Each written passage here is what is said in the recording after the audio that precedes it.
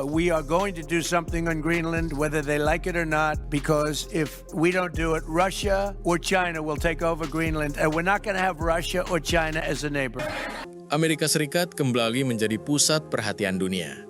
Kali ini bukan karena perang di Timur Tengah, bukan pula karena ketegangan di Asia Pasifik, melainkan karena sebuah pulau es sunyi di ujung utara bumi bernama Greenland. Wilayah yang selama puluhan tahun dianggap jauh dari hiruk-pikuk konflik global, kini justru berada di ambang krisis internasional paling berbahaya dalam sejarah modern. Greenland bukan sekadar hamparan salju dan gletser beku. Di balik es yang tampak tenang, tersembunyi kepentingan strategis besar yang membuat dunia menahan napas. Ketegangan ini mencuat setelah Presiden Amerika Serikat Donald Trump secara terbuka menyatakan keinginannya untuk mengambil alih Greenland. Pernyataan itu bukan sekadar wacana atau candaan politik seperti yang pernah disampaikan Trump bertahun-tahun lalu. Ancaman ini diulang berkali-kali sejak Trump kembali menjabat sebagai Presiden Amerika Serikat pada tahun 2025. Kali ini nadanya jauh lebih serius, bahkan disertai kemungkinan penggunaan kekuatan militer jika jalur diplomasi dianggap buntu. Bagi Washington, Greenland adalah kebutuhan mutlak demi keamanan nasional Amerika Serikat. Dari sudut pandang Amerika, Greenland memiliki posisi yang sangat krusial. Letaknya berada di jantung kawasan Arktik, jalur strategis yang semakin penting seiring mencairnya es akibat perubahan iklim. Jalur laut baru terbuka, sumber daya mineral langka mulai dapat dieksploitasi, dan kawasan ini menjadi arena baru perebutan pengaruh global. Selain itu, Greenland juga berdekatan langsung dengan wilayah Amerika Utara, menjadikannya titik pertahanan alami yang sangat penting. Dalam logika Washington, kehilangan pengaruh di Greenland berarti membuka pintu lebar bagi Rusia dan Tiongkok untuk memperluas dominasi mereka di Arktik. Trump secara terang-terangan menyatakan bahwa Amerika Serikat tidak bisa membiarkan rival geopolitiknya menguasai kawasan tersebut. Aktivitas Rusia yang semakin agresif dengan pembangunan pangkalan militer dan armada pemecah es, serta manuver Tiongkok yang menyebut dirinya sebagai negara Near Arctic dipandang sebagai ancaman langsung. Dalam pandangan Trump, aneksasi Greenland bukanlah agresi, melainkan langkah strategis untuk menjaga keseimbangan kekuatan global. Namun, pernyataan ini justru memicu kemarahan dan kekhawatiran dunia. Denmark, negara yang secara resmi memiliki kedaulatan atas Greenland, langsung memberikan respons keras. Pemerintah Denmark menegaskan bahwa Greenland bukan wilayah yang bisa diperjualbelikan, apalagi direbut secara sepihak. Perdana Menteri Denmark, Mette Frederiksen, menyebut gagasan Amerika untuk mengambil alih Greenland sebagai tindakan tidak masuk akal dan pelanggaran serius terhadap hukum internasional. Penolakan ini tidak hanya datang dari Copenhagen, tetapi juga dari pemerintah Greenland dan masyarakatnya sendiri.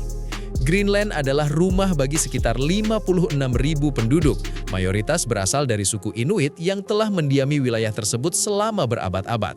Bagi mereka, Greenland bukan sekedar aset strategis global atau pion dalam permainan geopolitik negara besar. Greenland adalah tanah leluhur, identitas, dan kehidupan. Gagasan bahwa wilayah mereka bisa diambil alih oleh kekuatan asing tanpa persetujuan rakyatnya dianggap sebagai bentuk kolonialisme modern yang tidak bisa diterima. Situasi menjadi jauh lebih berbahaya ketika sebuah fakta lama kembali mencuat ke permukaan. Denmark ternyata memiliki doktrin militer ekstrim yang dibuat pada tahun 1952 dan masih berlaku hingga hari ini. Aturan ini lahir dari trauma sejarah ketika Denmark diinvasi oleh Jerman Nazi pada tahun 1940.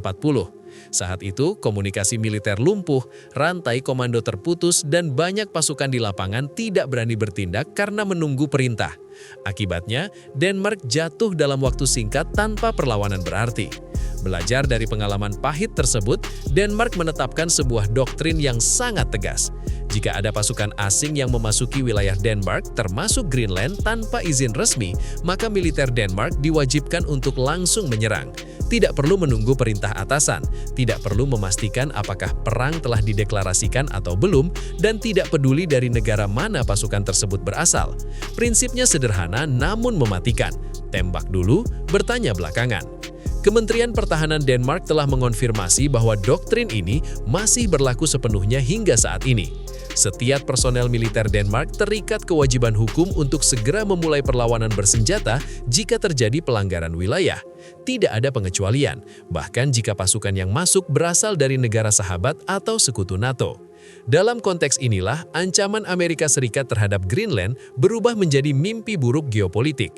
Jika Amerika benar-benar mengirim pasukan militer ke Greenland tanpa persetujuan Denmark, maka secara hukum, militer Denmark wajib merespons dengan tembakan. Ini bukan keputusan politik yang bisa ditunda atau dinegosiasikan, melainkan kewajiban doktrinal yang mengikat setiap prajurit di lapangan. Artinya, satu langkah militer dari Washington berpotensi langsung memicu baku tembak antara dua negara anggota NATO. Konsekuensinya sangat besar. NATO dibangun di atas prinsip pertahanan kolektif, di mana serangan terhadap satu anggota dianggap sebagai serangan terhadap seluruh aliansi. Jika Amerika menyerang Denmark, atau jika Denmark menembak pasukan Amerika, fondasi kepercayaan NATO akan runtuh seketika. Inilah sebabnya Perdana Menteri Denmark secara terbuka menyatakan bahwa serangan Amerika terhadap Greenland akan menjadi akhir dari NATO.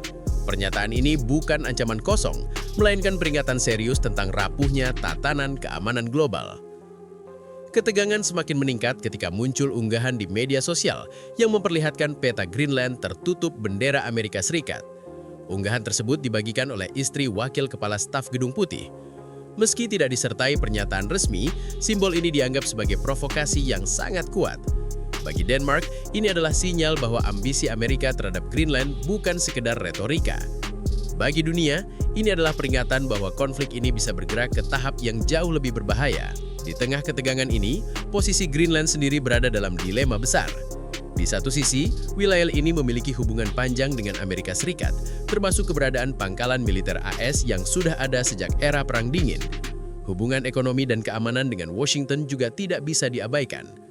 Namun di sisi lain, Greenland dengan tegas menolak gagasan untuk dijual atau dianeksasi. Pemerintah Greenland menegaskan bahwa masa depan wilayah tersebut harus ditentukan oleh rakyatnya sendiri, bukan oleh tekanan geopolitik kekuatan besar. Rusia dan Tiongkok turut memperkeruh situasi. Aktivitas kedua negara di kawasan Arktik membuat persaingan semakin tajam. Rusia memperkuat militernya, sementara Tiongkok memperluas pengaruh ekonomi dan riset. Greenland pun berubah menjadi papan catur global, tempat kepentingan Amerika, Eropa, Rusia, dan Tiongkok saling berhadapan. Sebuah wilayah yang dulu nyaris terlupakan, kini menjadi pusat perhatian dunia. Krisis Greenland memperlihatkan betapa rapuhnya tatanan dunia saat ini. Doktrin militer yang dibuat lebih dari 7 dekade lalu, yang bertujuan mencegah kekalahan cepat, kini justru berpotensi memicu konflik besar antar sekutu. Ancaman yang awalnya hanya berupa pernyataan politik, kini berubah menjadi kemungkinan nyata. Dunia berada di titik di mana satu keputusan salah, satu pendaratan pasukan, atau satu tembakan pertama bisa memicu rangkaian peristiwa yang tak terkendali. Pertanyaannya kini bukan lagi apakah Amerika Serikat benar-benar akan menyerang Greenland, melainkan apa yang akan terjadi jika ancaman itu diwujudkan. Jika Amerika melangkah, Denmark wajib menembak. Jika Denmark menembak, NATO terancam runtuh. Dan jika NATO runtuh, dunia bisa memasuki era ketidakpastian baru yang jauh lebih berbahaya. Greenland yang selama ini sunyi, kini menjadi simbol rapuhnya perdamaian global.